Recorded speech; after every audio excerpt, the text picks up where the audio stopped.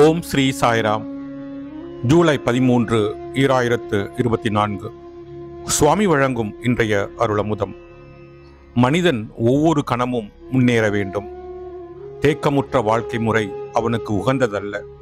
பள்ளியில் ஒரு மாணவன் ஒரே வகுப்பிலேயே இருப்பதை எவ்வளவு காலம் நாம் சகித்து கொள்ள முடியும்? அவன் ஒரு வகுப்பில் இருந்து அடுத்த உயர் வகுப்பிற்கு ஆண்டுதோறும் முன்னேறி செல்ல வேண்டும். ஆன்மீக சாதகனும் ஒரே சாதனையிலேயே நின்றுவிடக் கூடாது. அவன் இறைவனோடு எஜமானன் சேவகன் என்ற உறவு நிலையிலிருந்து உடலின் பிரிக்க முடியாத அங்கம் என்ற நிலைக்கு முன்னேறி பரமாத்மாவுடன் ஐக்கியமாகும் நிலையை அடைய வேண்டும். அதாவது துவைத நிலையிலிருந்து விசிஷ்டாத்வைத நிலைக்கும் பின்னர் அதிலிருந்து அத்வைத நிலைக்கும் சென்றடைய வேண்டும்.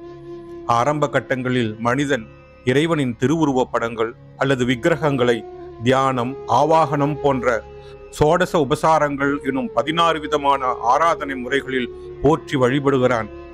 நற்குணம், நன்னடத்தை, நல்லொழுக்கமான வாழ்க்கை ஆகியவை ஆன்மீக சாதகனின் இன்றியமையாத தகுதிகளாகும்.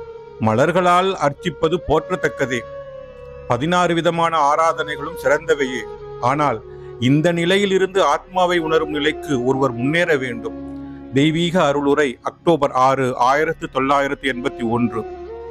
நல்லொழுக்கங்கள் எனும் மலர்களை வளர்த்து கொண்டு அவற்றை இறைவனுக்கு அர்ப்பணித்தால் மட்டுமே நீங்கள் உங்களை சாயி பக்தர்கள் என்று கூறிக்கொள்ள முடியும் என்கிறார் பகவான் ஸ்ரீ சத்திய சாயி பாபா. ஓம் ஸ்ரீ சாய்ராம். ஓம் ஸ்ரீ சாய்ராம். ஓம் ஸ்ரீ சாய்ராம்.